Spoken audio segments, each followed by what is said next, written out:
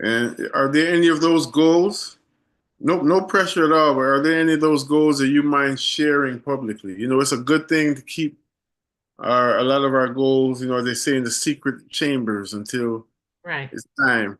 Um, and I'm asking you, you know, if there's anything that you feel comfortable sharing in terms, especially as it relates to gardening, because what we're focusing on here today is the New Year Vision Board Party from the context of our gardens being such a sacred space, a place where we can create, we can demonstrate time and time again and remember our connection with our creator, where we can, you know, ensure nourishment for our bodies, where we can beautify our surround, all kind of stuff, you know. So Well, just for you all of, for, just for just for me, all of you y'all as well. Sorry, go ahead. for me, you named a few. I have financial goals, spiritual goals. I really didn't know what Garden Vision Board Party was. But um I am also trying to develop new habits, new hobbies, new just trying to almost redo me. I'm in a transition period. So, quite honestly, I didn't know what Garden Vision Board Party was, but I knew it would, or hoped it would lend me something, information new to the changes I'm trying to make in my life. Yes, ma'am. Understood. Thank you so much for sharing. Sister Jaha, Greetings, everyone. Um, for me, I would just have to say that I've been gardening, but I've been pot gardening for, 4 or 5 years now. And I haven't really ever broken soil, I guess, to put seed into earth, if that makes sense. But so that's what I would like more information on, or just like to start um, learning how to deal with the soil directly, planting food in the soil and harvesting food from the soil versus the pots versus I grow hydroponics inside. So I think I'm missing that aspect of it. And to me, it's I guess it would be more rewarding because it is coming directly out of the soil. Um, so it's something I just kind of want to come full circle with. I guess kind of an all around um, you know, informational, I guess, just being able to do it in many different ways. So if I'm pot gardening, if I'm doing hydroponics, I would definitely also like to know how to do it from the soil. Because to me, that's the original, method of how we've, the agriculture aspect of it. So definitely want to learn how to do that. absolutely, absolutely, absolutely. So, well, we, thank you for sharing first and foremost. That helps me to, because there's so many different ways we can go with this. You know, keeping in mind that the ultimate goal is to visualize and write down some visions. You know what I'm saying? Some very clear visions. Or when I say write them down, not necessarily even on paper, but to materialize them. So knowing what you all particularly want to start with or want to accomplish helps us to go in an even more precisely relevant direction. Thank you for sharing. Sister Sabrine? Yes. Assalamu alaikum. Greetings to everyone.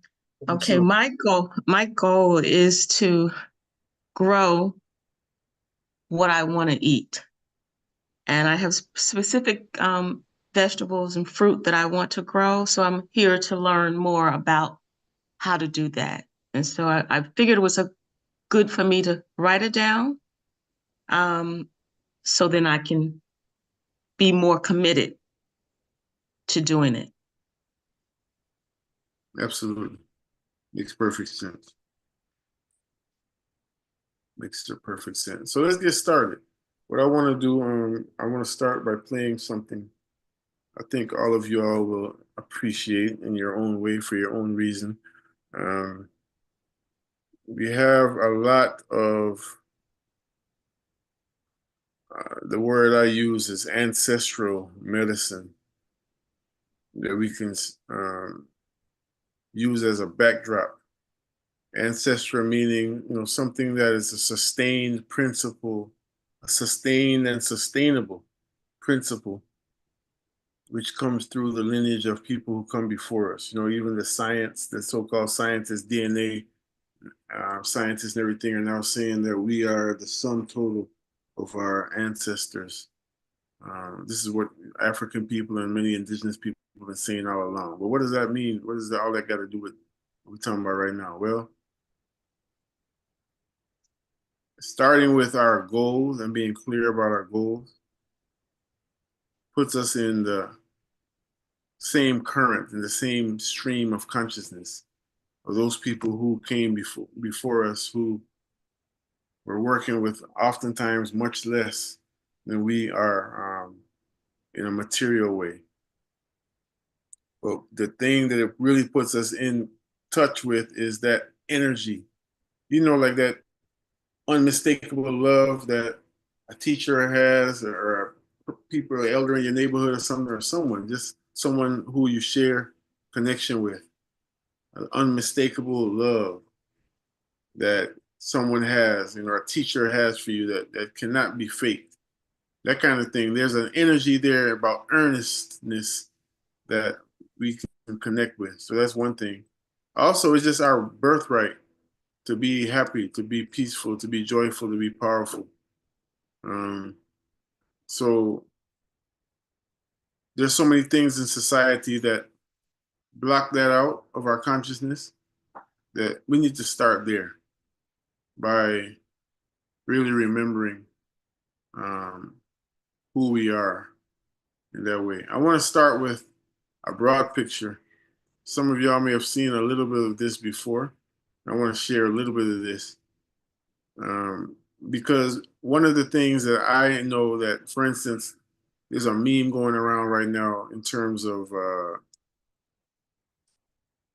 the social media, which says basically one way to stay sane is to turn off the what you call it, the TV, basically, especially the news, to not look at the news unless maybe once in a while, the corporate news.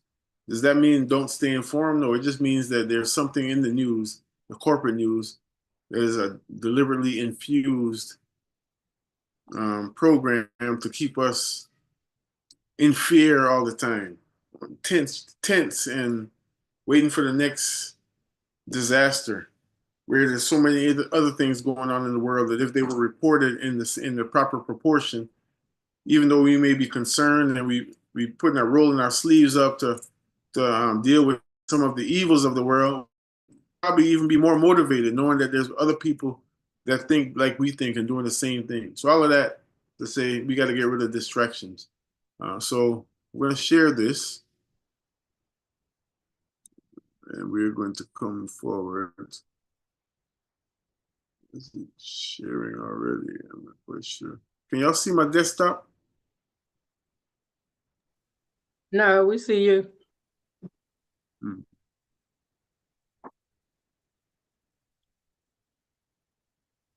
Okay, I see you now.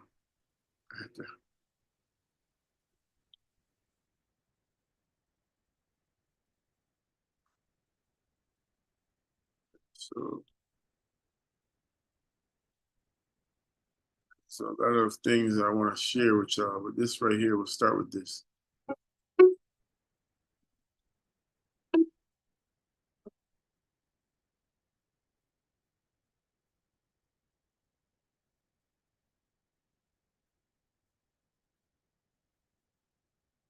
Since the beginning of all the planets and all the galaxies of the known universe, only one has a living, breathing skin called dirt.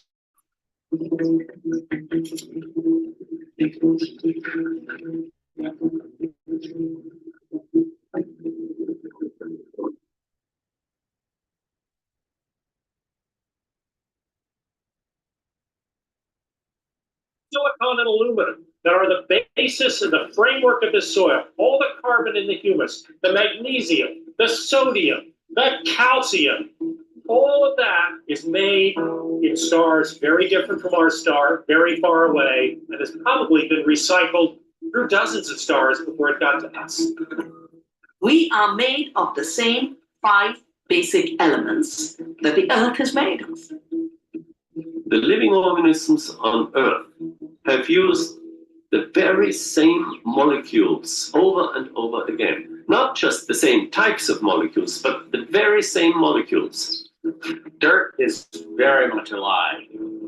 Probably has in it all of the kingdoms of life, from the tiniest bacteria to the fungi, the algae, the slime molds. With the amount of species that live in a teaspoon of dirt.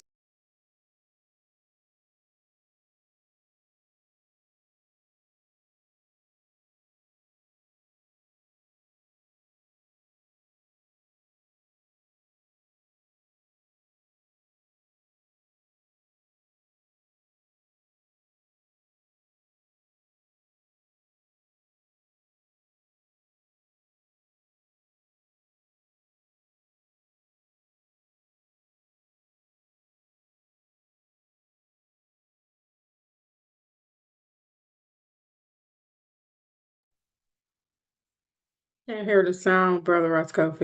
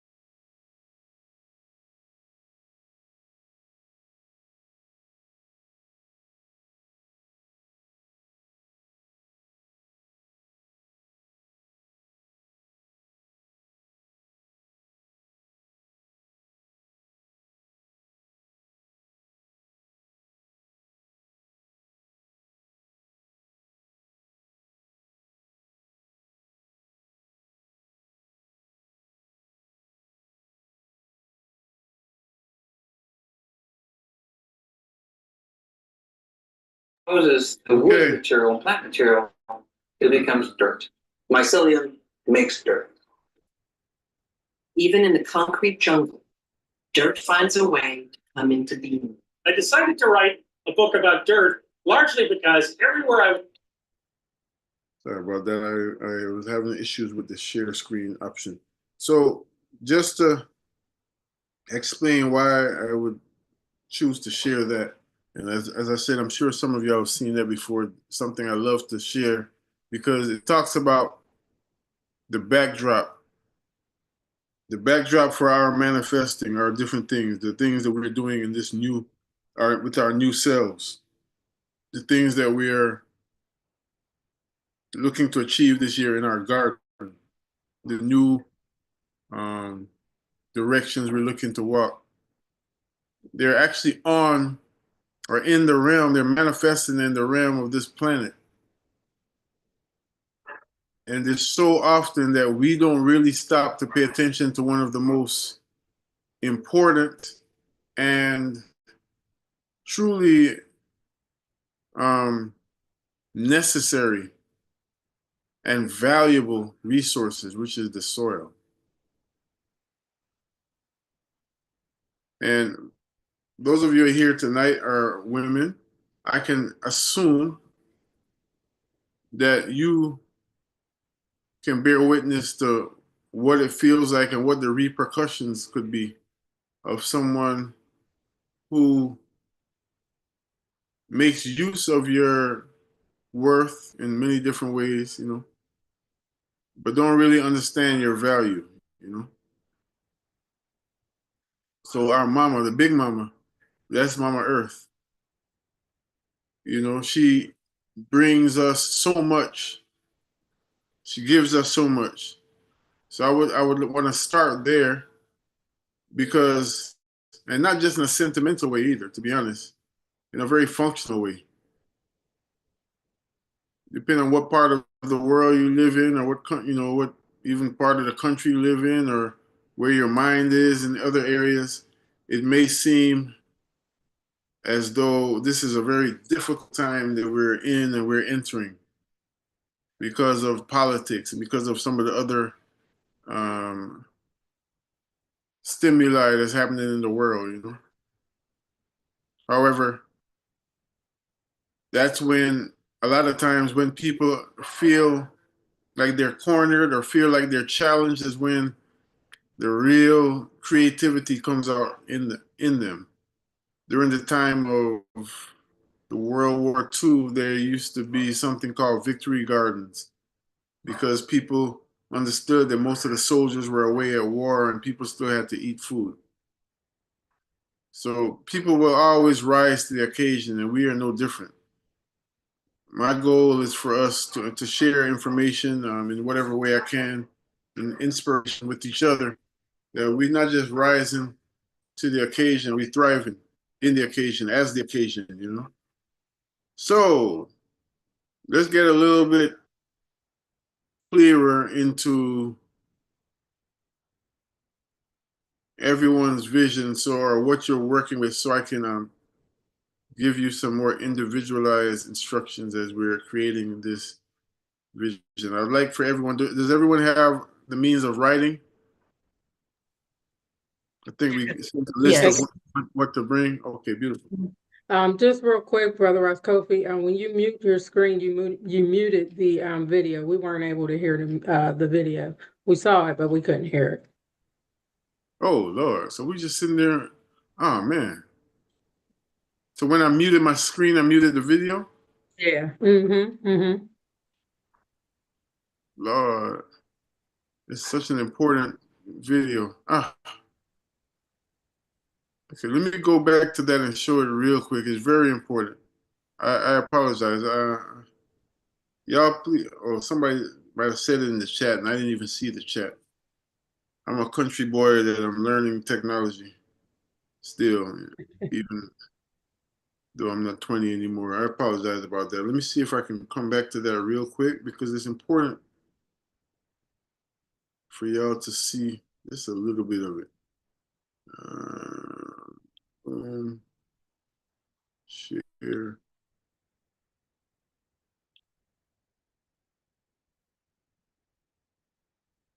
check to see if you can hear it. Can you hear this now? Of time of all the planets and all the galaxies. Can y'all hear that?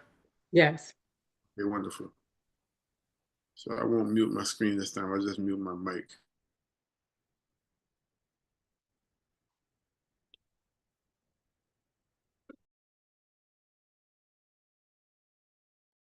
Y'all still hear it when I mute my mic? Thing right now. We cannot hear it. Since the beginning of time. Yeah, I think you're connected with the, All your the mute is galaxies muting the screen as and well.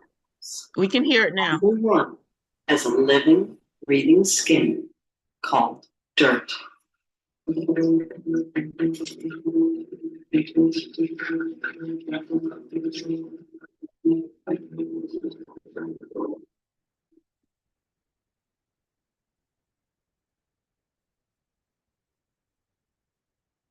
Silicon and aluminum that are the basis and the framework of the soil, all the carbon and the humus, the magnesium, the sodium, the calcium, all of that is made in stars very different from our star, very far away, and has probably been recycled through dozens of stars before it got to us. We are made of the same 5 basic elements that the earth is made of. The living organisms on Earth have used the very same molecules over and over again. Not just the same types of molecules, but the very same molecules.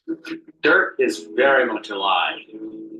Probably has in it all of the kingdoms of life, from the tiniest bacteria to the fungi, the algae, the slime molds. With the amount of species that live in a teaspoon of dirt, I think it's very obvious dirt might be more alive than we are.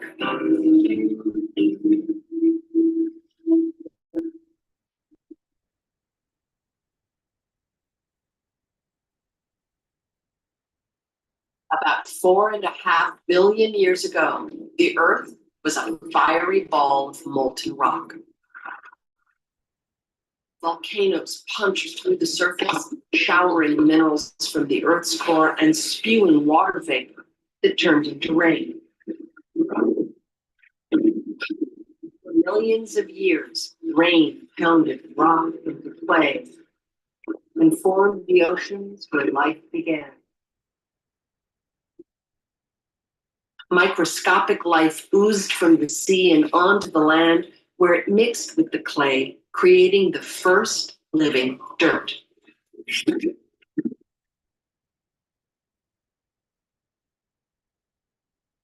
Countless cycles of birth and death, fertility and decay transformed this dirt into the matrix of life on Earth.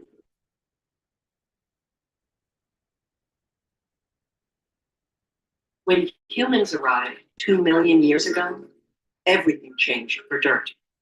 And from that moment on, the fate of dirt and humans has been intimately linked.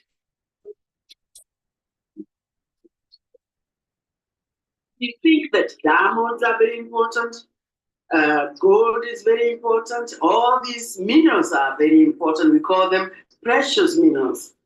But they are all forms of the soil. But that part of this mineral that is on top, like it is the skin of the earth, that is the most precious of the commons. Our wealth is imaginary. It comes from soil. If we don't take care of the soil, which is just the first 5 centimeters layer of life that is on the earth, our future is totally condemned. We take the soil for granted because it's there, it's everywhere, except when all of it has been taken by the wind or by the running water, and then you are left with bare rock. And you realize you can't do very much with the bare rock. A lovely, mild, sweet aroma, and it has so much diverse life in it. A handful of terrestrial dirt contains more organized information than the surface of all the other known planets. Contains more organized information than the surface of all the other known planets. This much soil probably has in it tens of billions of microorganisms. And they're all living together, some in cooperation, some in competition. So they have tremendous strategies for living with each other and getting rid of each other and making their own space in the ground.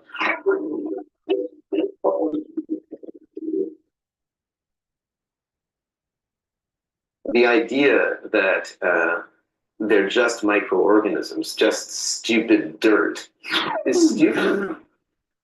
What we often call dirt, the stuff we're trying to wash off our car or wash off your driveways, are really these soils and sediments that are vital to keeping our biosphere healthy, which is all about keeping the plants and animals and ourselves alive.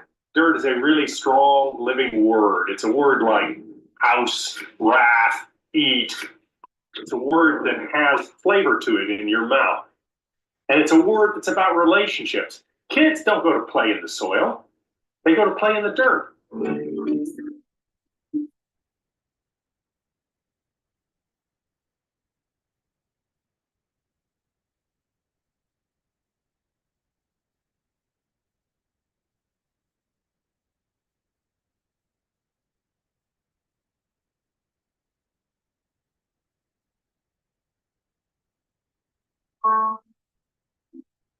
As we walk through the landscape, not only are the birds aware and the bears and all the other animals of this forest, all the microbes in the soil are aware of our presence.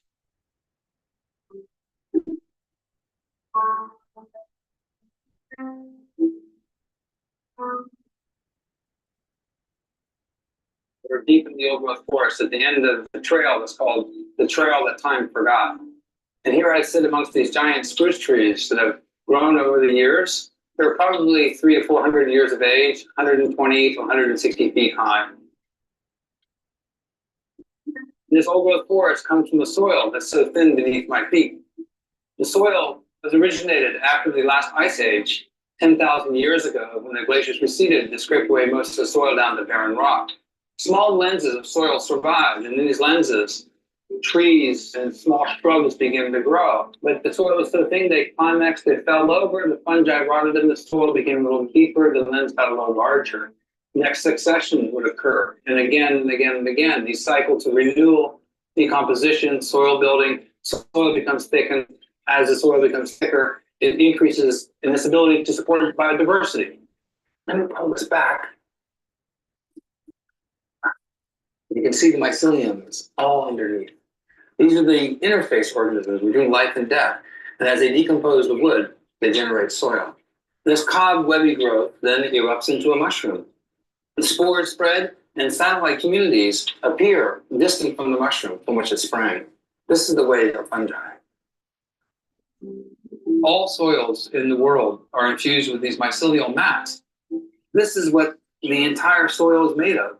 It's made of mycelium, and as it decomposes the wood material and plant material, it becomes dirt. Mycelium makes dirt. Even in the concrete jungle, dirt finds a way to come into being. I decided to write a book about dirt largely because everywhere I went in New York, people didn't seem to believe in it. People didn't seem to believe that nature existed at all. I was a guy I knew really well. He was just a general handyman. And one day he was asked to clean the front of the cathedral because there was a block that was loose in the top.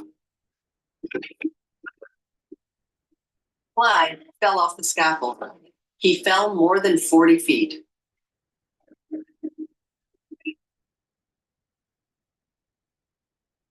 While he recovered in the hospital, his Chevy pickup sat for months under a maple tree, the motor not running.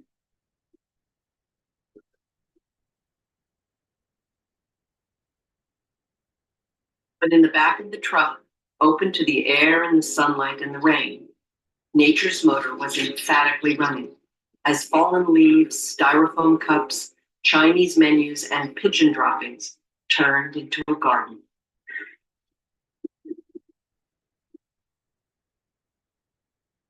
process that turns garbage into a garden is central to our survival. We depend on dirt to purify and heal the systems that sustain us. Okay. So you were able to hear that clearly, no? Yeah, yes. Okay, wonderful. What did you get from that? I would like to ask, just starting with even before we get to the garden, just any principles of life that you may have picked up in watching that video. Anything that you see that is some good information that could be applied in other aspects of life. Anyone? It's found it interesting. A couple things when the one sister was talking about the topsoil. What am I correct in her saying that she said the topsoil was the most important or nutrient dense? What was she saying? She said the Right. topsoil was like the skin. Yes, Okay, so I precisely. found it interesting. Absolutely. It's just like the skin. And so a lot of even the metaphors that are made, thank you for raising that point in terms of the cultivation then. I have a line of clothing called Cultivate. You know, just cultivation of what we are doing, our dreams, our passions, our work, our projects or whatever. It's just like exfoliating the skin. When you cultivate the soil, you know, in order to let the plants get the best possible outcome, the best source of nutrients from the sun and from the atmosphere. You know, so yeah, absolutely. Anything else? Just real quick, I think what I gathered from particularly the end of the video was just like letting nature do what it do. You know, she's always gonna, seek to survive and produce. So if, we with minimal, I guess, effort, with minimal interruption, then, the soil will thrive. Absolutely, absolutely. It's our job to get out of her way, and I would add that because of some of what humans have done, what our kinfolk have done before us, and sometimes not our kinfolk per se. We also have to, in this modern time, regenerate in different ways. You know, it's kind of like using an analogy. I assume some of you all, if not all of you on here, are parents. The children that are raised in this time period, they have so much more stimuli that parents have to contend with than when I was growing up, and maybe some of y'all are growing up if you're older than me, you know? Like it's completely, there's always going to be something there. There's always going to be a little tug of war because a child is going to be rebellious, etc. They're going to want to feel things out and see stuff for themselves, all of that. That's nature. And their environment is becoming more and more toxic. So as you were saying that, Mama Jaha, that's what came to my mind. Absolutely. Nature is going to do what she does. And because of what man has done, sometimes we have to take other precautions or do a little extra steps to make things habitable, to make things pleasant for us while nature is doing what she does. So what I would like to do right now is invite everyone to take out your paper or whatever you're writing with. It'd be best if you can write with a pencil or a pen and not just type it. Let me know, drop it in the chat, or let me know, let me look at this chat. Wow, my bad, yeah. I'm just seeing all these messages. Just let me know if you're ready, so we can move on. Just verbally or drop it in the chat. Ready? I have my pen and pad. Excellent, excellent, excellent, excellent, excellent.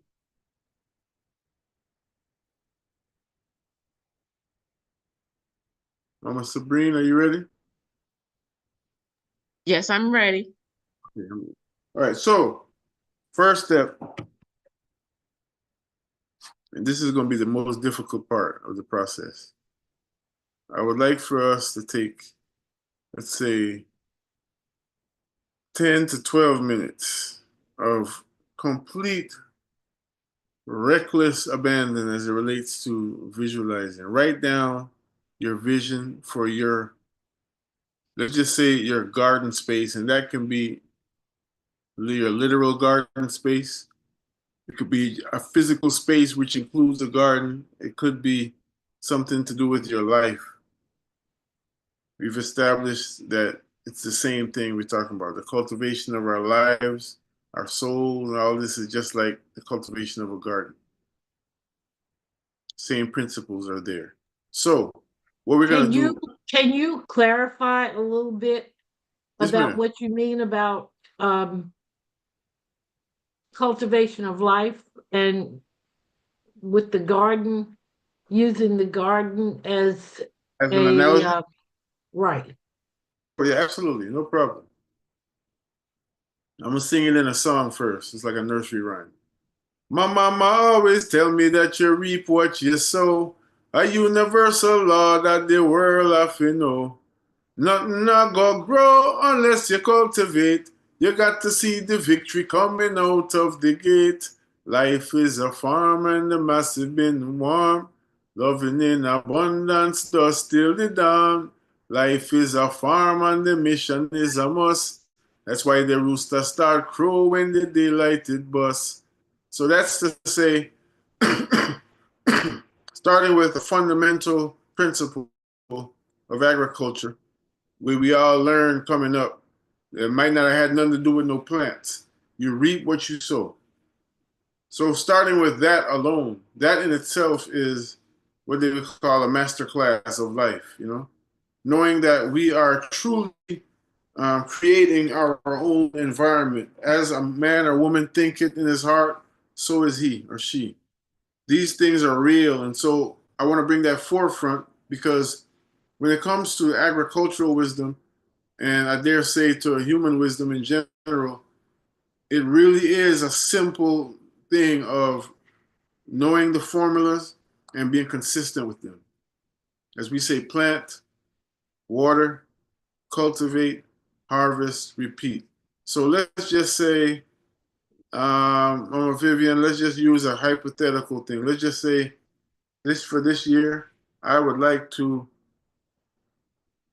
experience a deeper, more intimate relationship with family and neighbors. You know, I want to get to be a part of our real life community. Like I feel I'm a part of a community. Let's just say hypothetically, everyone, that is our goal. That is a big goal. So let's look at the plant stage.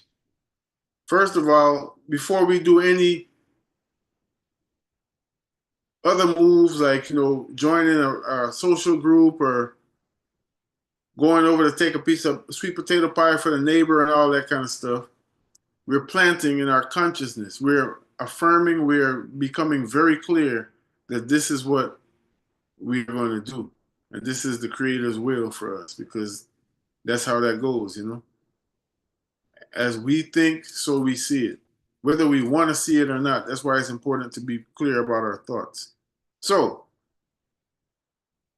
that's the planting.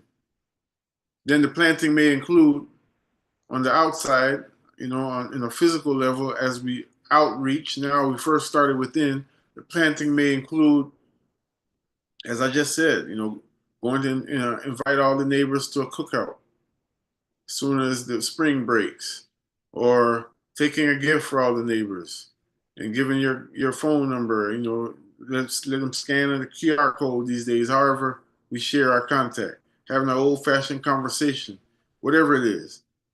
You know, ways that we will put the seed in the ground, in the universe, in our atmosphere, in our community, in our life, in our mind.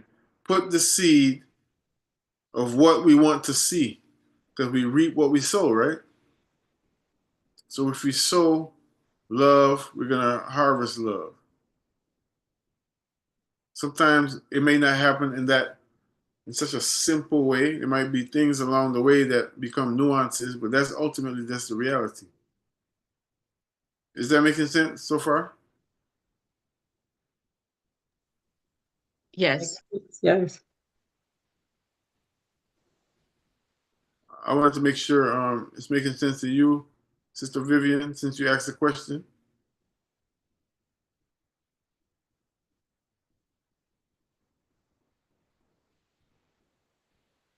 Can you hear me? Yes, it is.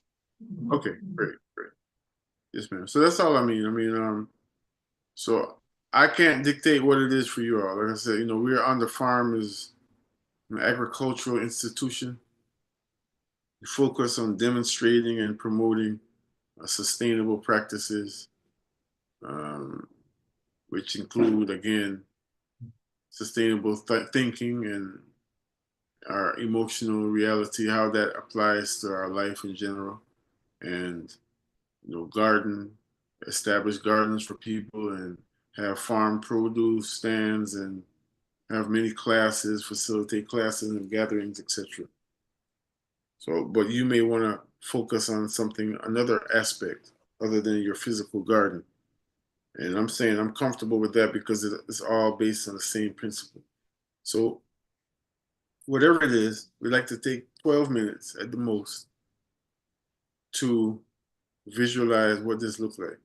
And the only criteria for success, this is the part that I'm claiming may be difficult.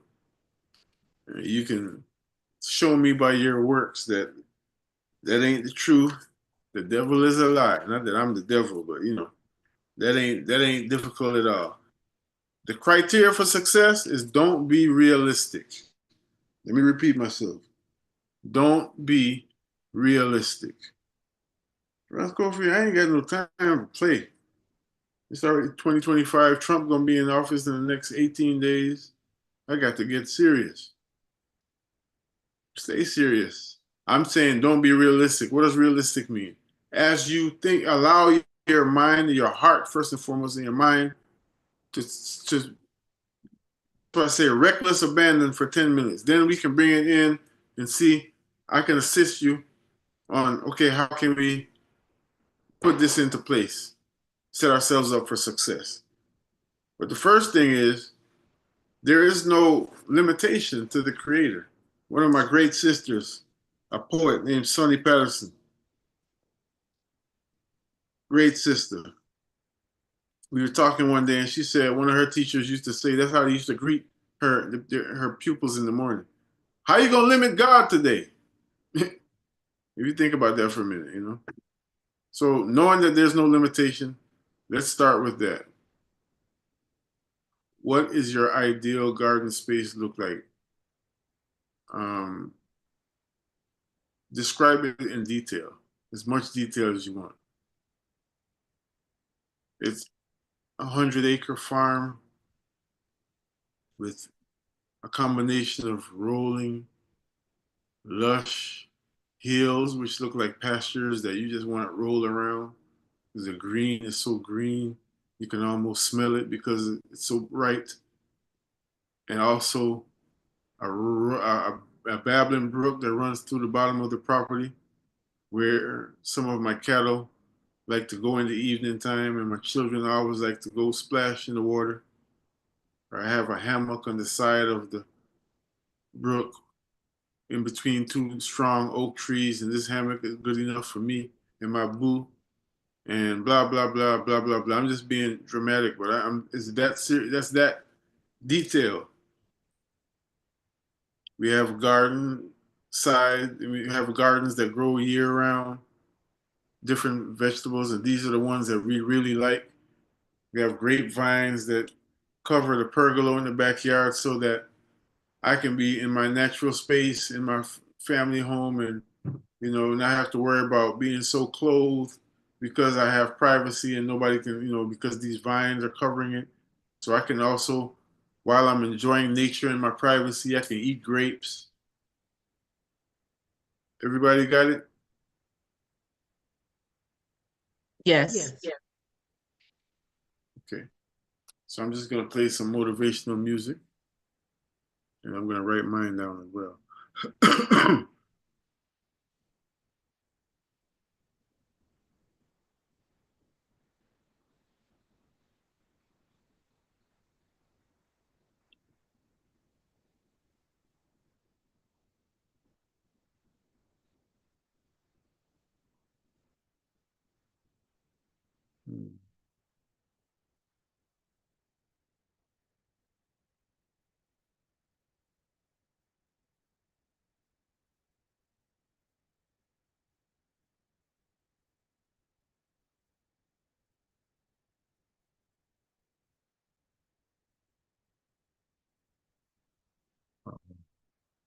See what I was doing.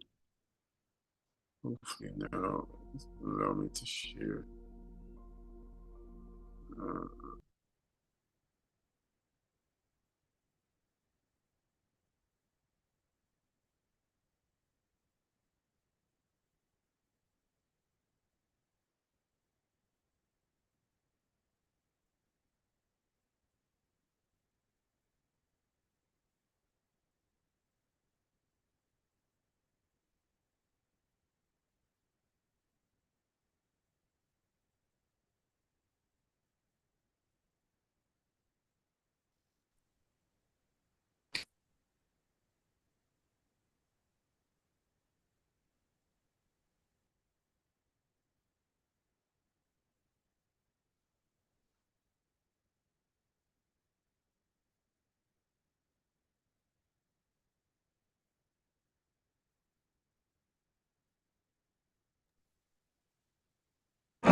Imagine there's no heaven.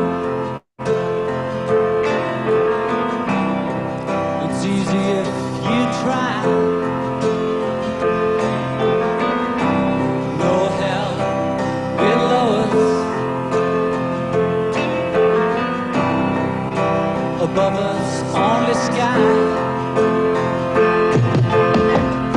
Imagine all the people living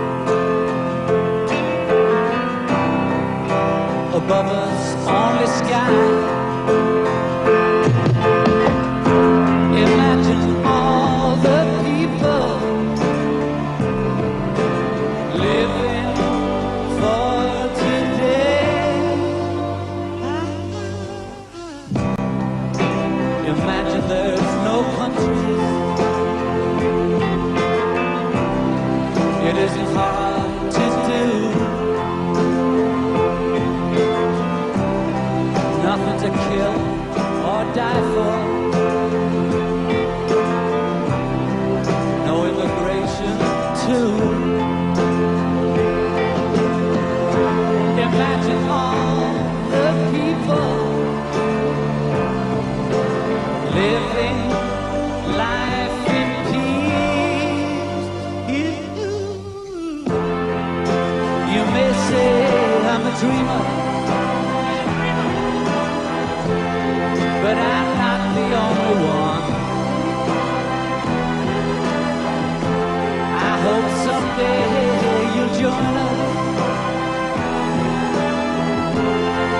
And the world will be as one. Imagine no possessions. I wonder if we can. We've got 7 days to celebrate. A brotherhood and sisterhood of man.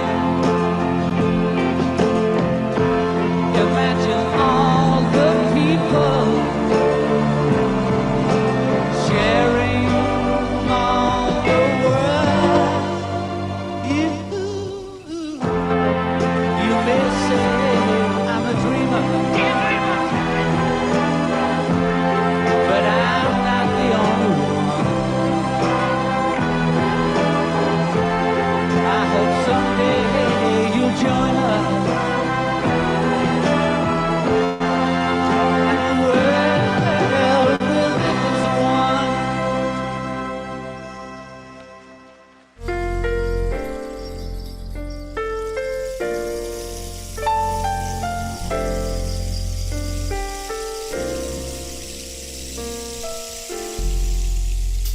We've got 7 days to celebrate. 7 principles of life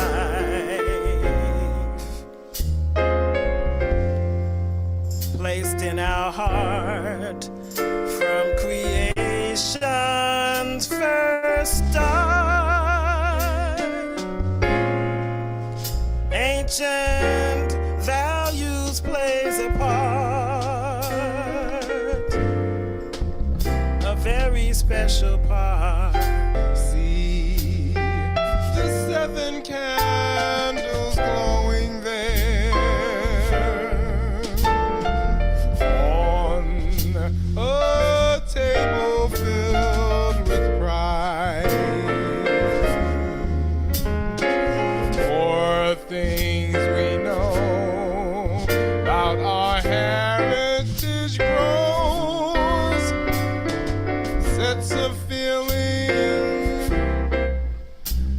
deep inside, A feeling that freedom's finally on its way. Our ancestors prayed hard for this day, and it's a victory in such a peaceful way. So we cherish our own precious holiday. And so this harvest right comes down to us, just as blessings from above.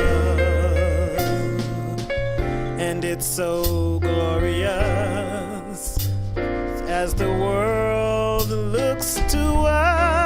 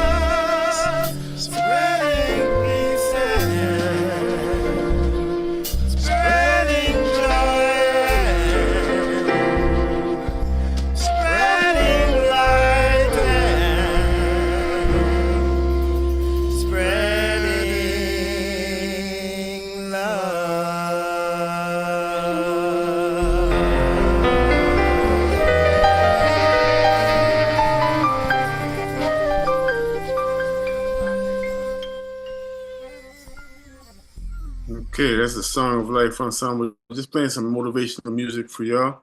I'm gonna go about 4 more minutes. Everyone okay?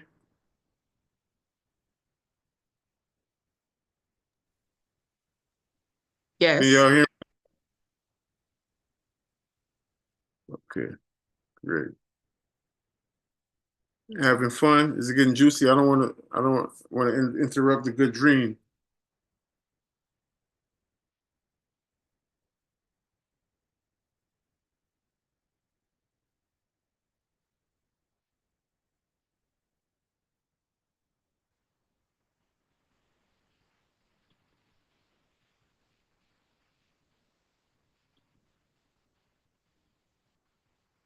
So I can play some dance music, but I don't know what you want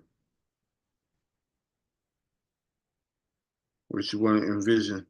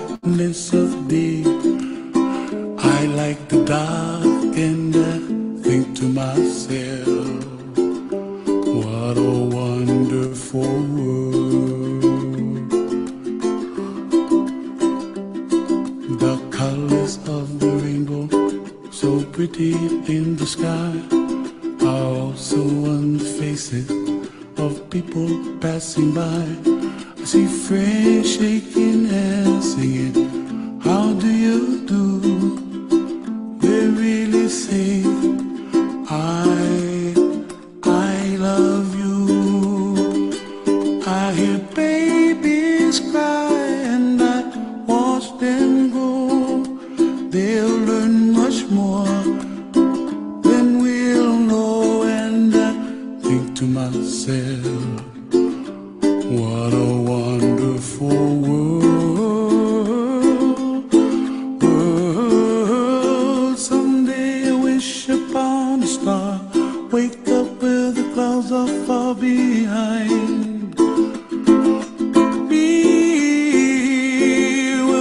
apple melts like a lemon drops high above the chimney top. That's where you find me, oh, somewhere over the rainbow, way up high. The dreams that you dare to, why, oh why can't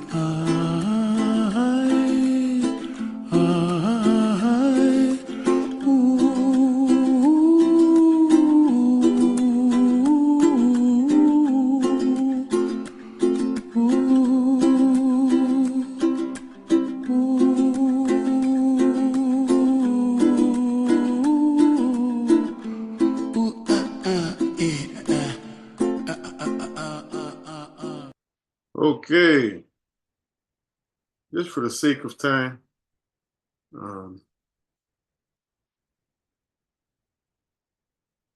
an ongoing activity, but I want to just pause us there so we can model what the next step is. How's everyone feeling? Please unmute yourself.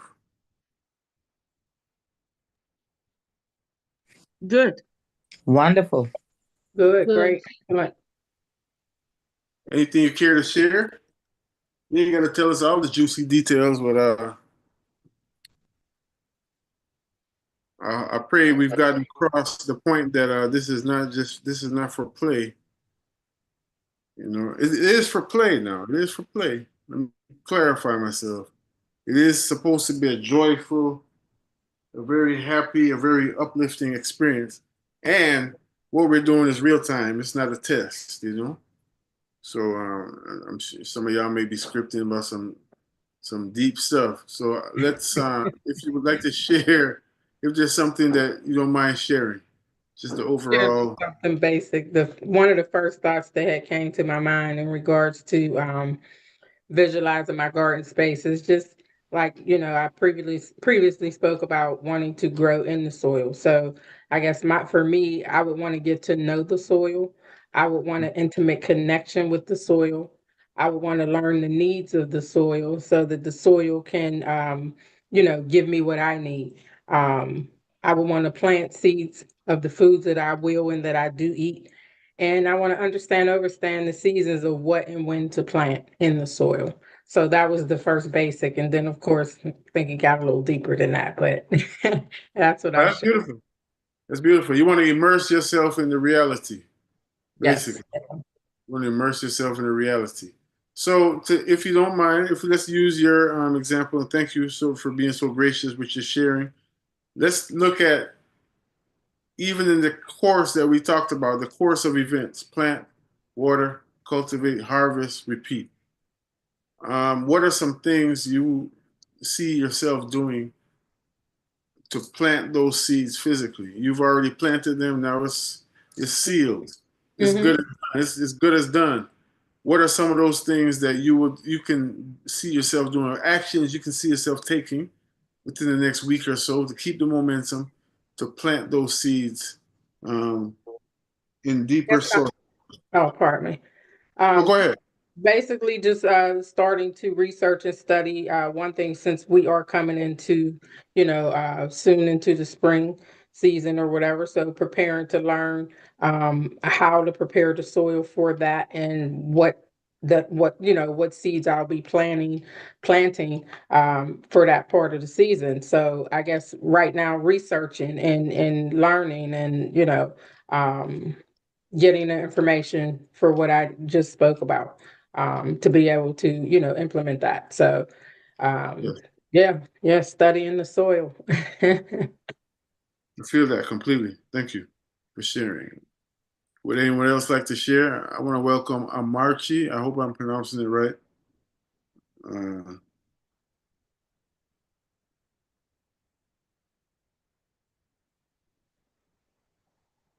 Would anyone else like to share? Because I want to make sure that we're clear. I'm here to learn. I'm here because I'm in a transition of life. I'm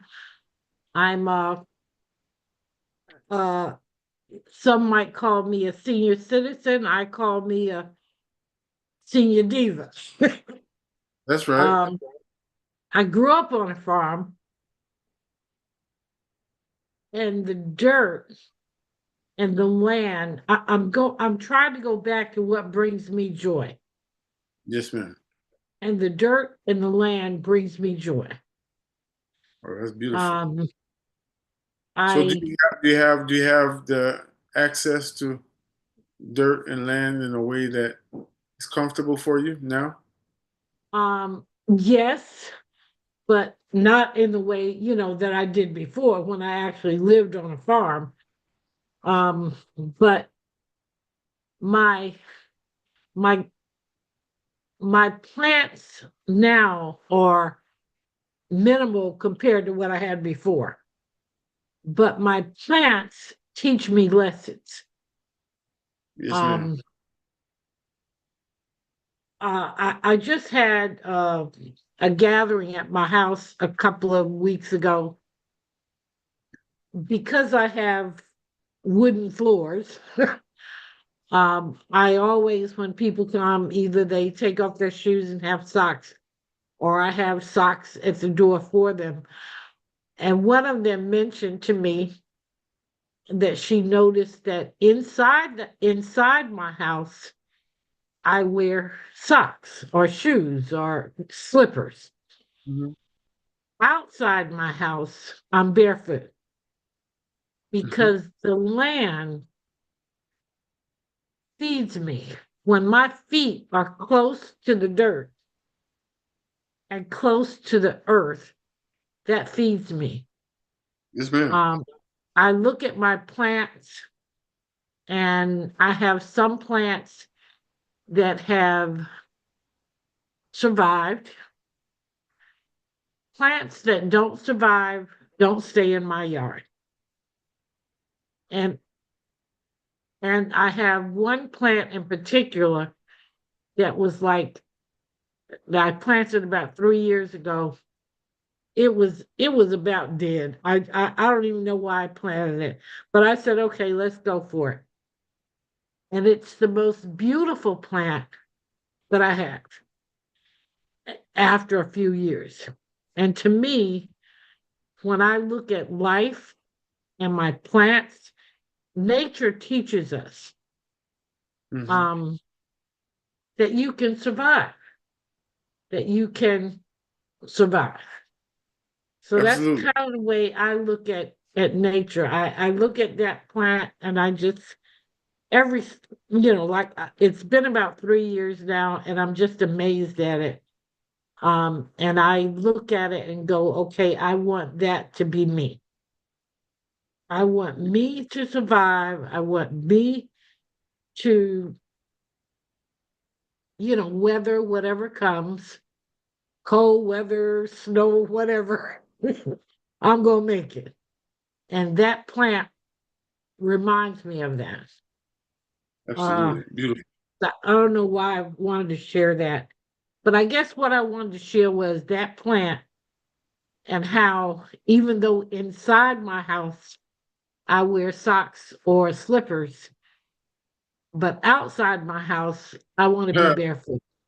That's so amazing to me, and so makes perfect sense. Let me put it that way. That's not surprising. So I'm dropping a couple of links in the bio. I mean, in the chat, so for y'all resources for you. I really appreciate you sharing that, Mama Vivian. So what I wanted to ask is, in terms of the soil that you do have, I'm clear about what you're saying. You used to have access to it where you lived on a farm. Right. Now you have a few plants in your home. So a couple questions that are more questions / hints, maybe suggestions to think about in terms of your stated goals, because your goals are very clear. You want to continue to enjoy life. Right. That's period, and which is your birthright. And identify what has really brought me joy in life. Yes. So I So, wanted to add that. no, yeah, no, and thank you for reminding me because that was the first point that really caught my attention, quite honestly. So that's a question that you can go back and ask yourself and correlate it to those. You can further ask yourself because it seems like some of it you've answered already when you talked about how you were so close to the soil, and even now how you barefoot outside but wear slippers in the house. That's very clear. But I don't want to speak for you. You speak for yourself in that regard. I'm just saying it's kind of like there's a saying, I don't know what culture it comes from, but it's kind of like a story, like an anecdote. And it goes basically that some people, if you go to your medicine people, if you go to in certain societies, you're feeling depressed, you're feeling out of touch, you're feeling kind of imbalanced. And you go to a certain shaman or medicine people, the old country roots woman or whoever it is. They would ask you some questions. When did you stop dancing? When did you stop laughing? When did you stop communing with the sacred joy of silence? It's just a bunch of questions. Because even though we all got our own individual story and we have stuff that happens that affects us in different ways, that's very clear about humanity. It's also true that it's real simple in terms of what the formula is. So if you trace that backwards, you may very well, I'm pretty sure you're going to be very clear about what makes you happy. And then the next stage is, well, how to maintain that. So if it's playing in the soil, for instance, it might not be on 100 acres or on, or fields as far as you can see, or the family farm or whatever that it might have been in your youth.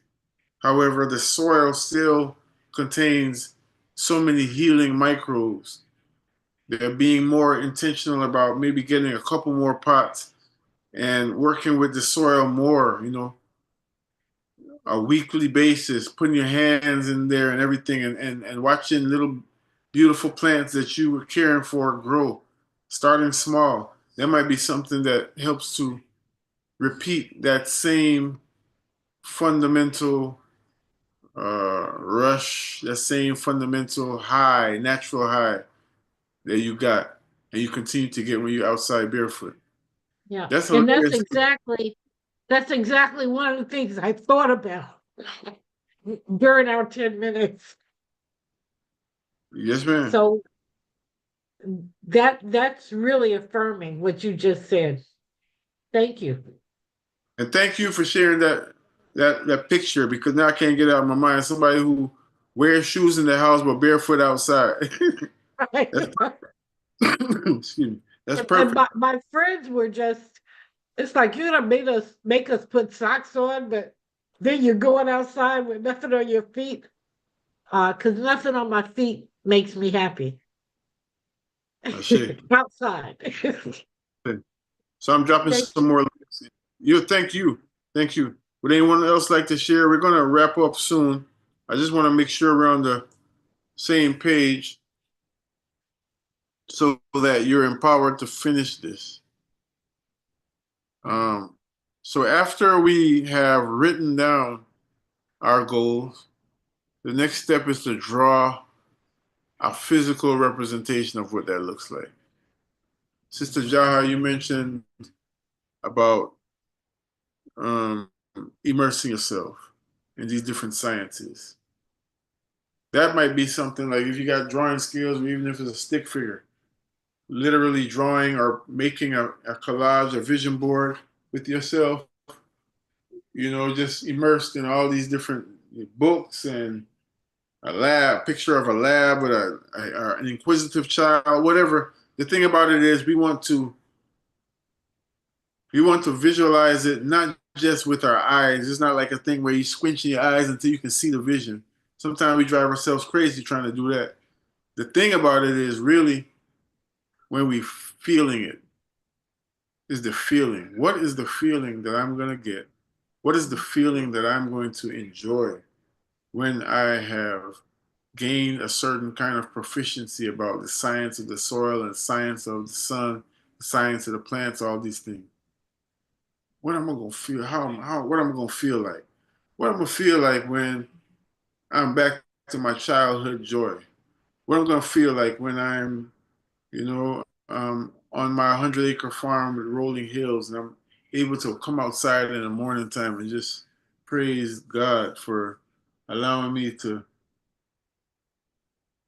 develop this part of myself, and show to myself that I am capable of manifesting these beautiful things, etc. That's the next step. The very quick next step is identifying the feeling. And when you identify the feeling, that's the magic carpet. I don't even say I want you to. I'm inviting you to ride on all the way to manifestation.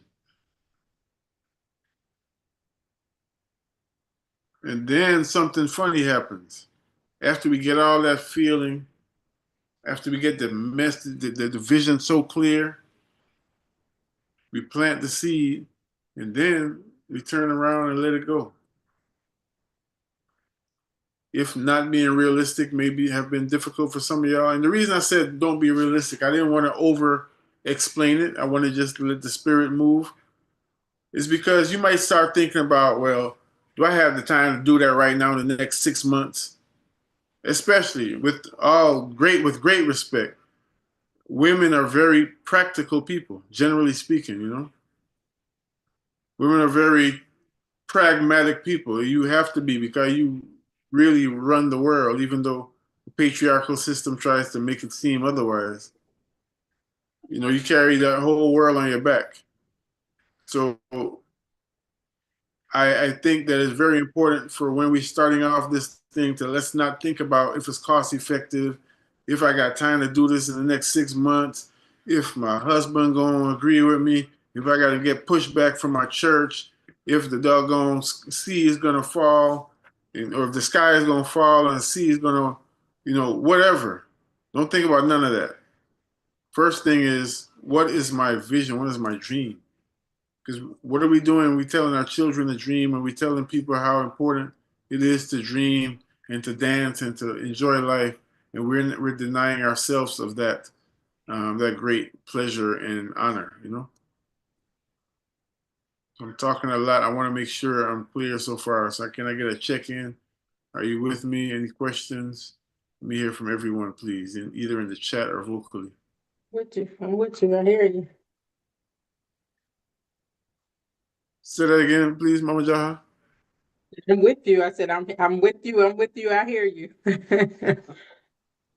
Sure. Okay. March, yes, the video, I just saw the message. The video is recorded, so we will send that out. I want to continue to. Dalu Baba.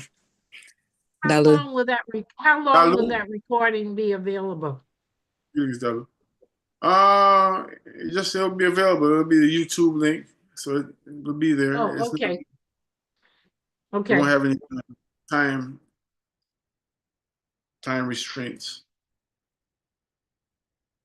So I started to share some videos, and there was one when you were speaking, Vivian, that I wanted to share, and I honestly forgot what it is. But if I don't drop it in the chat, they will be included along with the replay of this session. Before I go any further, I want to encourage you all, if you haven't already, to sign up for our mailing list. Our website is onthefarm.com to subscribe, and you'll keep in touch with a lot of things that we will have coming up. Actually, we have amongst us, I'm not going to tell you who she is. I'm going to let y'all do that mystery thing.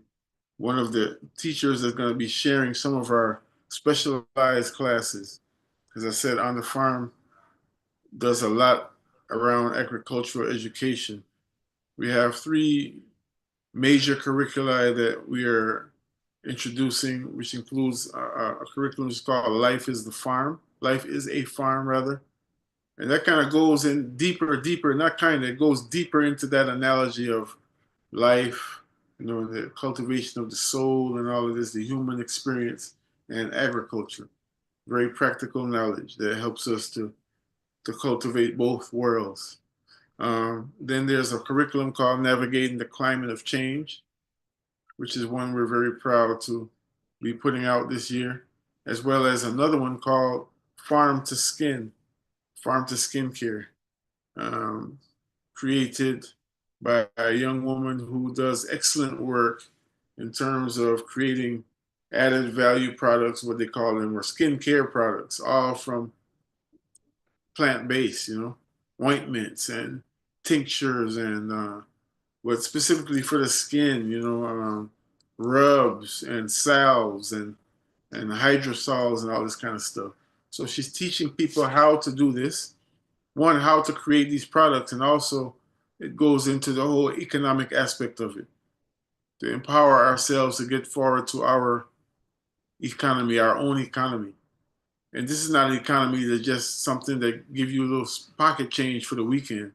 It can be something that contends with huge, world businesses, because it's about servicing a need, So I'm saying all that to say those are some of our classes. And then we have some specialty classes, including tincture making, including different forms of medicine making, including garden planning, and including alternative structure building, including irrigation, some specialties in irrigation and solar power, harnessing the power of the sun to improve our lives in practical ways, etc., etc.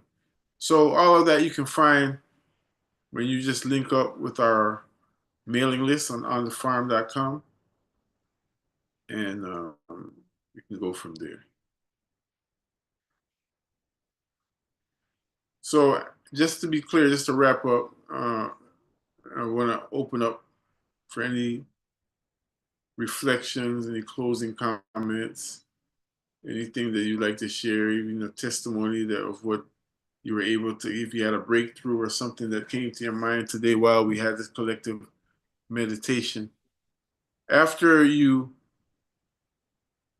get to that place of feeling, or while you get into that place of feeling, I don't want to put like a step by step, like it has to be in this order, because things happen in different ways for us.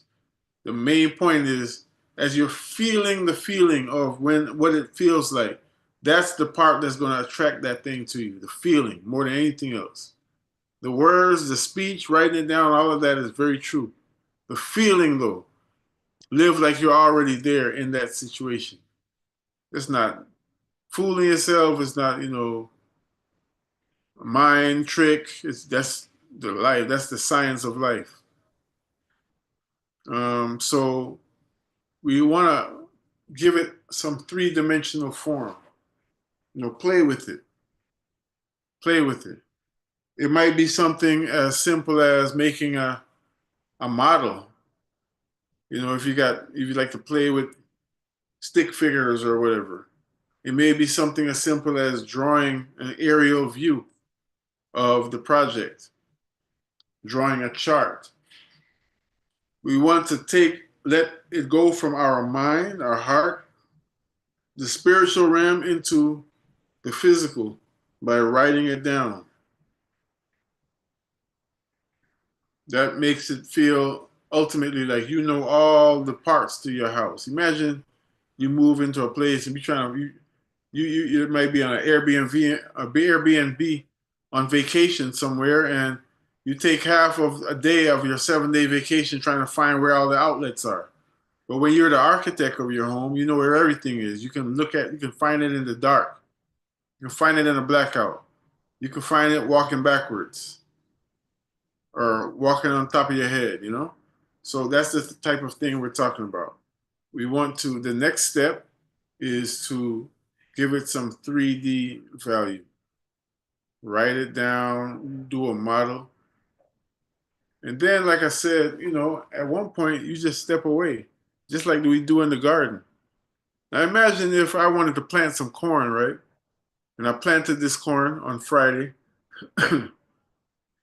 So I did all the stuff. I envisioned, while I was planting the seeds, I envisioned this big bush of corn, big healthy corn stalks. Or it might have gone further and envisioned my whole family gathered around the dinner table for a family feast, eating cornbread from the corn that we ground from this corn that I'm planting. Whatever it is, I'm visualizing. But then I cover it up. So should I be going back every day to uncover the seed to see if it's germinating? That's a question. No. That we know. Absolutely not. So we're not going to do that with our other types of seeds either. We're going to plant with purpose, with trust. You know, for those of y'all who observe Kwanzaa, today is the day of Imani. We come to a close. And Imani means faith, you know. As they say in the Bible, faith is the substance of things not seen and the evidence of things prayed for. However you slice it. After we plant this, then we got to allow this thing to happen. So what I'm saying is that I'm not saying don't be practical. I'm not saying don't set yourself up for success. I'm also saying don't obsess over it, you know? Don't obsess over it. It's a real thin line. It's a fine balance. That's the part I'm saying. Don't obsess over it. Be clear about what your desire is. And first of all, be clear that that's your birthright. It's like the Creator wants this for us, whatever it is we want, more than we want it for ourselves. Trust me. In the best way, you know? And then plant whatever it is and then let it go. Trust the process. Trust that it will come. Then that's when we do the other part. We're not uncovering the seed anymore. We're just cultivating. So when we're watering first, we're watering it. So again, if my goal is to further my education, and I sign up for classes, I did that part, but I would water it by continuing to go to the classes, right? I would water it by studying. I would be watering it by invoking my interest in other things related so I can really immerse myself in that reality. I would water my transitioning new social, beautiful life, you know, by continuing to return messages that people send to me, or, you know, accept a couple of invitations for something that might take me out of my comfort zone, but I know I'm safe, where I might meet some new people, or I might be able to be involved in a new hobby that will really give me satisfaction. Whatever it is, we're watering it. We plant it, then we let it go. After we plant, we're not going and uncovering the seed. Did I plant that right? Now we're watering it, and we're cultivating. The last thing I want to say, because I don't have to explain to you, well, it is important to explain about the harvest for a reason I'll get to. When we cultivate, it's like the skin, as I think it was Mama Jaha that mentioned at the beginning about the skin, how she caught in Dirt the movie. That's one of them that I wanted to send. Let me remember to do that right now. The skin is the largest organ. And that's just the same thing it is with the soil. So the soil is the largest organ. So imagine now that, imagine what it's like to exfoliate the skin and why that's important. You know, why it's important where old school people used to bathe with a certain kind of scrubber or a brush or something that, you know, wouldn't hurt you, but would keep the skin vibrant, keep the skin breathing. When we cultivate the plants, what we're doing is going around the root, not too far, not too close to the root where it's going to damage the root, but loosening up the soil all around the root so that that plant, especially at the root, can receive all the great energy. You know, that's what we're doing. I'm finding Dirt the movie to put in there. So cultivation the same way with this dream that you have. How do we cultivate it? You know, for you, You have to decide based on what the dream is. But you know the process. What you will be doing is setting that plant up for success by continually adding to its rich environment, continuing making the environment of what it is you want to see, continuing to make that optimal for that to go through. So I want a new, thriving, sustained relationship with a mate, a life partner. I'm not speaking for myself. I'm good. I'm just saying, let's just say that's an example, right? Well, how do I cultivate that? Do I, as a man, cultivate that by adopting some attitude that is adverse to women? There's a proverb say, he who seeks a wife does not speak contemptuously of women, right? Do I get on a kick where I'm antisocial and I just want to just be left alone? I don't want to be out anywhere. I don't want to see anybody. Is that how to cultivate that?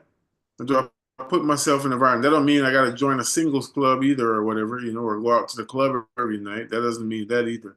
However, in my mind, whatever it is that is in my life that needs to shift to encourage that to happen, I'm going to keep doing that in a way, Same thing with my garden knowledge. Same thing with my garden plan. Same thing with growing as much as I can. I'm going to cultivate that reality by paying attention to the signs, by being consistent, by investigating if something is not seeming like it's going right, by asking questions. This is the age of information. There's pretty much no question that can remain unanswered until, between now and sunset. It's just like that. Sorry. So the point is, we have the opportunities. We have the opportunity to succeed in this just by following that formula.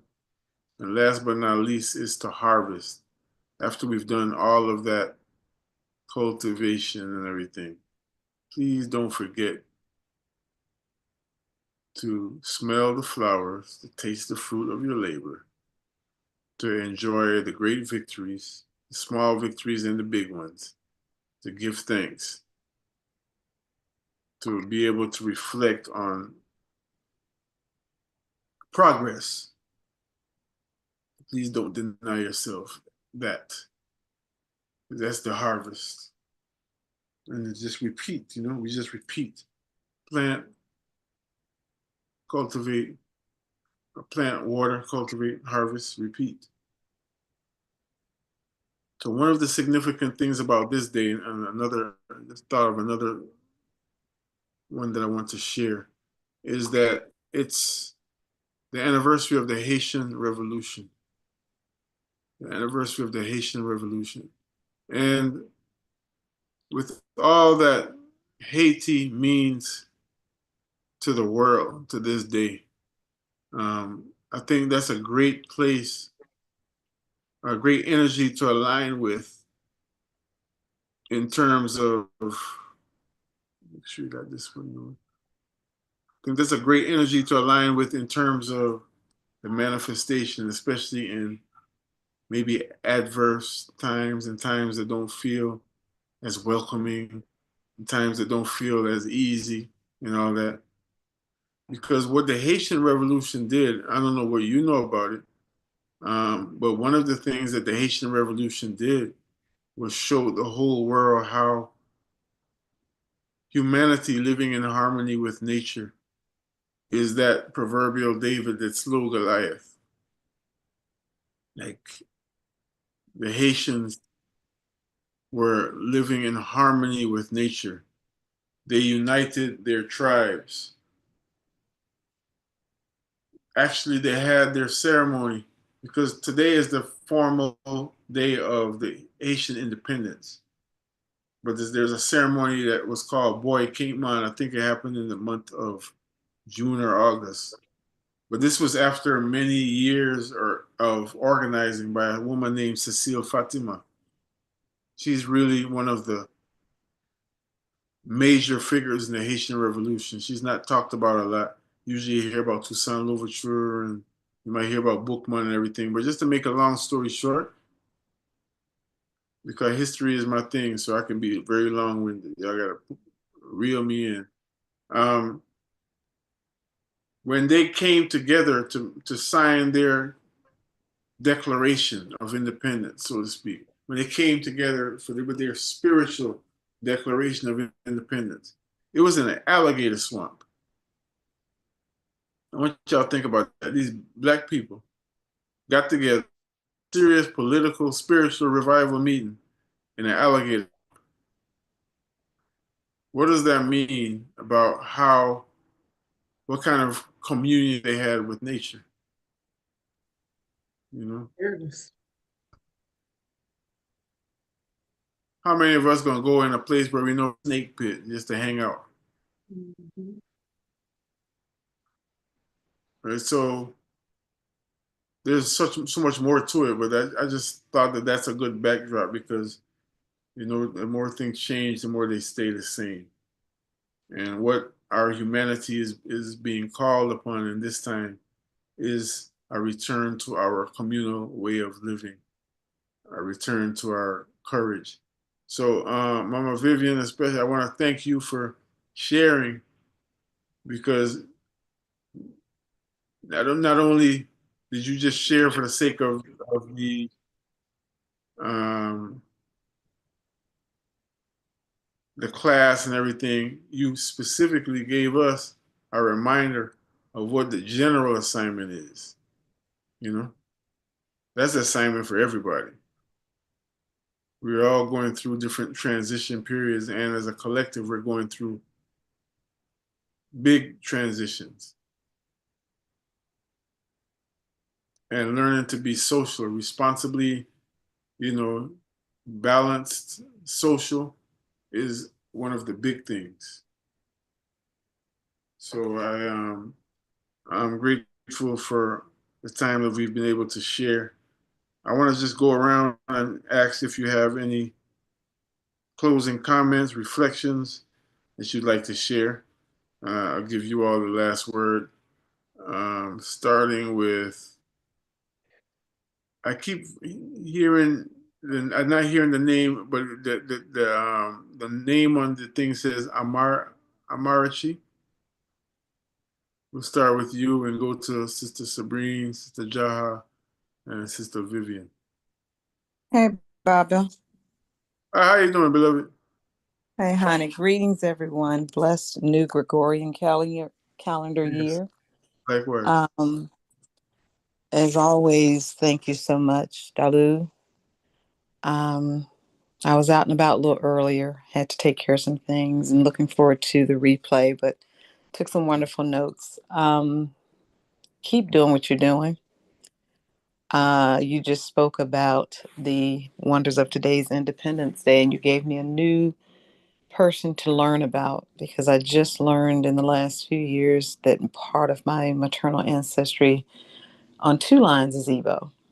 And so, yeah. So, and I was blessed to meet Wilnese Francois last year.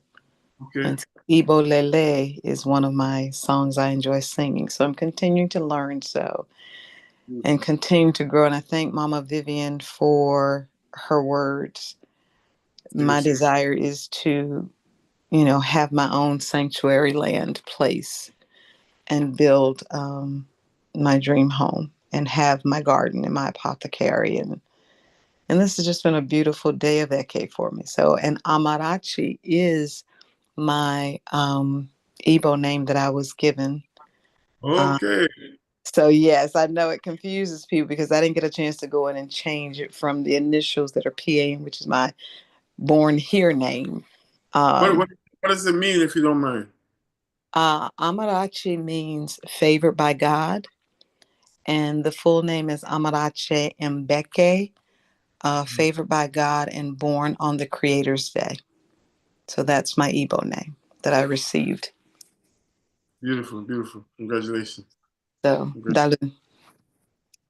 So thank you so much for tuning in and sharing. And some of this, I believe you were in a class that we did. Some of this, in terms of the movie, The Dirt and everything, you would have seen before. And it's just very much important to continue to just repeat the formulas of our success. You know, I remember one of my teachers used to say, when Black people would be lamenting. This is a very powerful man. He's now an ancestor. His name is Alton Maddox, Attorney Alton H. Maddox, attorney at war. But he, you know, in response to Black people lamenting, boy, you know, I miss the days of old, and nothing like the good old days. He's like, well, one of the reasons that we are not repeating our elders' successes is, one, we don't know, but even when we do know about them, we don't know who the architects are. So, for instance, Cecile Fatima, or we look at the Montgomery bus boycott. A lot of us talk about, boy, look at how these elders held it down for a whole year. But we don't know about Professor Joanne Robinson and those people who were architects of that. We just know about Rosa Parks, and you know. And the reason for that is, my whole point is, when we tap into the formula, then we can continue to. Because she was not the first. Yeah. We can, you know, Professor Joanne Robinson and some other people were architects of that. There's a book called The Thunder of Angels. Y'all might be familiar, or you might be interested in reading that book. Powerful book. The Thunder of Angels. Could you type that in the chat? Yes, ma'am. It's a historical novel. It shows, as an example, that our people didn't just happen upon something. We've always been a strategic people. Yes, stuff happens, you know, like they say, so-called luck is when opportunity meets preparation and all that. I get all that. Let's see, to the whole group. Thunder of Angels. But also, if we knew that we are descendant of people who have done great things in this world, and some of those great things are, we can continue to repeat them. Okay, thank you for sharing, beloved. Mama Sabrine, would you like to share anything? Yes. Well, first of all, thank you for providing this space for us. You're welcome.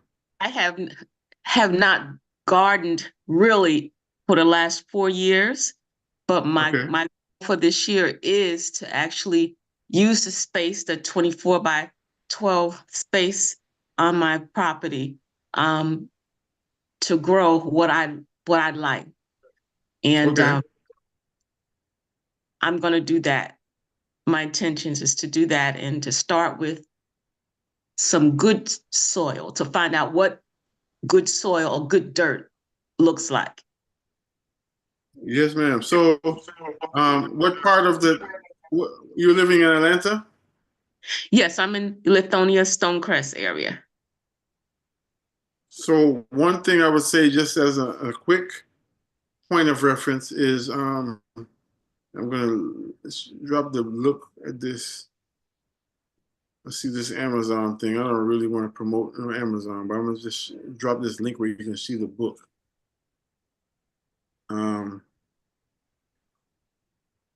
I think the workers are still on strike, and but that's the name of the book, and you can find it other places. But Mama Sabrine, to the dirt, DeKalb County has free dirt for people who live in DeKalb County. Either you can get it free based on your license plate or your license. And other people don't get turned away, but sometimes if you go to the Seminole landfill, they make you pay, you know, by the weight. But so with that free soil, one of the ironies of that free soil is that they take away a lot of the minerals because of so-called public health. They bleach it, you know. So this is the stuff that comes from the leaves and everything that they pick up and they compost it. It's black soil. So what you do with that, but that gives you a mass. And then what you do with that is you add nutrients to it. Okay. You add things like your alfalfa or things like your fish emulsion or, different forms of iron and potassium and, potash, which comes from burnt, wood, such as oak wood and maple wood and all that kind of stuff.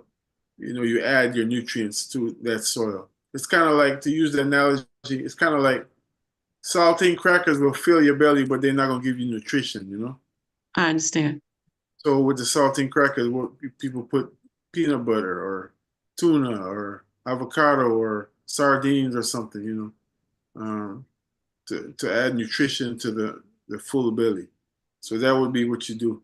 But that's just a way, that's one way to just get some soil to work with. However, that question of what real soil is a deeper question, which I pray that you will continue to smile with the unfolding reality every day, because that's a lifelong journey, Yes. People that really becomes a really healing, as well as, because of the healing, is a very affirming journey, just of discovery. I understand. So thank you for sharing, and I pray you are successful with that. Y'all will get the information in the follow-up email. Sister Jaha. Yes, sir. You have anything you would like to share? Good. So I give thanks again as well for this space you created for us today, because I do not journal enough. I don't journal as much as I should for all the things that are circulating in my mind at any given time. But it was interesting that you did speak about Cecile Fatima and the meeting held in the alligator swamp. And like you said, why would they feel like they can hold something there, because they were not in fear. And it was interesting because one of the things that I did write as we were writing on our break was that I would like to be in complete attunement and flow with nature, in order to be able to cultivate and to grow. So to your answer, to answer, your point was that they were in complete attunement with nature. They were in harmony. They had no fear. They were totally living in spirit. So, and that to me is important when we're trying to grow nutritious food, or just, give back, as we take from Asasiya, you know what I mean? Because we are, like I said, I want to know the soil. I want to learn what it needs so that it can give me what I need. So it's a exchange, reciprocity. So those are the things that I feel like I will be focusing on in regards to, like Sister Sabrina said, just learning about the soil and learning, what I need to do to provide it, soil that may not be as nutrient dense or whatever have you. Those different minerals that you spoke of that we may absolutely need to incorporate into the soil, that because, and that was my thought about, like I said, the pot gardening versus the actually actual digging in the soil, because I don't know, I mean, I could be wrong, but the bagged soil, it doesn't feel the same for me as when I'm out in my yard and I'm walking barefoot and I'm planting my feet in the ground. This past summer, I did plant, I mean, it was out of season, of course, but I wanted to get some mullein in the ground. And that was one of the first plants that I actually dug some earth up and put in the ground. So, and it thrived. Like I said, it did not die right away. So I'm definitely, hopeful, prayerful that it'll come up, next season and start growing. But Yeah, I think it's just very important, and it's just kind of not the same for me.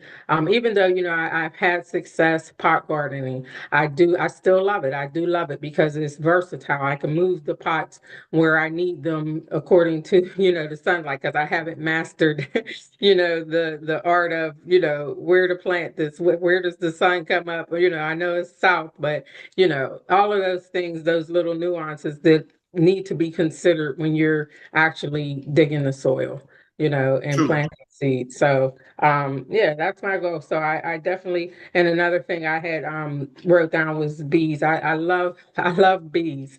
And it was one of the things I said, just because we know how important the pollinators are, I would love to learn the art of beekeeping. That's something, like you said, don't put a cap on it, vision as big as you want. I mean, it may not be something that's immediate, but it's definitely something I'm interested in because it coincides with nature, the pollination of the plants, and they are dying off because of what's being done to the, with the GMOs and all that there. So I think they need protected, just pollinators in general, and that's just part of it. So all the things that go into, the cycle of life in regards to growing your own food, those little things that are important parts that I want to know about it. I want to know, have at least a working knowledge of it, and to be able to connect with people who may have more information than I do to be able to, hey, give me some working knowledge of it so I'm aware and I can incorporate it. So that's it. So give thanks, brother. Give thanks. Beautiful, beautiful. Thank you so much for sharing. Baba, this is Amarachi, Amina. Just wanted to offer to her in DeKalb County, right off of the exit that you go to Stonecrest Mall, Turner Hill. Take a left instead of right to the mall. Don't blink, go maybe 1.5 miles, 3 miles tops, where what is it, Rock Creek, where the old YMCA used to be.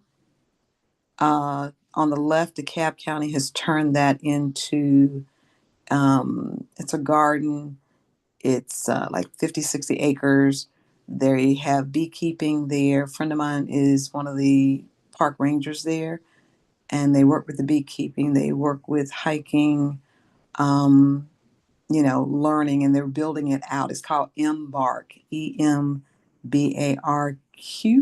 with a period in between. You can find it online. And they do have bees out there at that location. But it is where the old YMCA was. It was bought out by DeKalb County. And the commissioner, that is one of her missions out there, to get kids out there and get family out there to this garden. And the garden, you'll see it as you pull up. They have the metal oblong garden laid out right out front. So you'll see that when you go there. So I'm attempting to trace. Thank you so much for that. I'm attempting to trace where you're talking about. You're talking about. So if I'm coming 20. Go 20 headed east. East, and then get off at Stonecrest. Get off at Stonecrest, Turner Hill. It turns right, and you go to the mall. The mall goes to the right, but go left over the bridge. Cross over that little railroad track. Go about 1.5 miles, 2 miles max, and you'll know it because you've gone too far if you've passed the little gas station, and you enter it from not the second entrance, but the first entrance. But just give them a call and say you want to come out. They have events there you'll see on the website, working with kids, working with adults. But literally, it's on the old property of the YMCA. They own the whole thing plus about 50 acres right over there. Oh, wow. Yeah, you're talking about over there close to where the rock quarry is. Right, and where that little church called Rock Creek or whatever sits up on the hill on the right, it's right before that on the left. Excellent, excellent. Thank you so much for sharing that. You're welcome. We'll check myself. Thank you. Okay, y'all. Well, if there's no one else, I think Mama Vivian, you shared already, but if you didn't, please do now if you have anything you'd like to share as we close. I just want to say thank you, and I did share.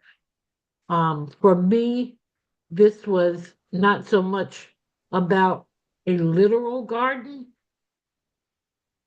but nature, a garden instructing life. Yes, ma'am. I'm very And happy. thank you. You're And welcome. this is Amarachi, something that someone. I am in my last, statistically, Mhm. probably my last quarter. I'm over the age of 74. But I'm learning more now. So don't stop learning and don't stop applying. Mama Vivian, this is Amarachi. I'm gonna offer you something. It ain't over until it's over. And we are seasoned, is what I call it. We have wisdom and discernment. It's not old, that's their term. And we don't have to follow the 70 because I still have cousins alive that are 99 climbing under their desks, teaching at church and singing. And I have some that just passed at 104 and 103. And there are people living all this whole world, 121, 141 years old, that look like us. So we have to peel off what I call the dross of everybody else telling us who we are and how long we're going to be on the planet. That's their stuff, not us. That's right. That's right. That's right. Well, I thank you all for joining us. I pray that this Gregorian year and whatever other cycles you're experiencing and celebrating and acknowledging within these cycles of your life are very fruitful. Again, you can stay in contact with us with our offerings by just going to the link at our website, onthefarm.com. Or if you're on Instagram and everything, you may already be on our mailing list. You can just check the link in our bio. And we're looking forward to a very vibrant season of self-sustenance, self-reflection, self-sustenance.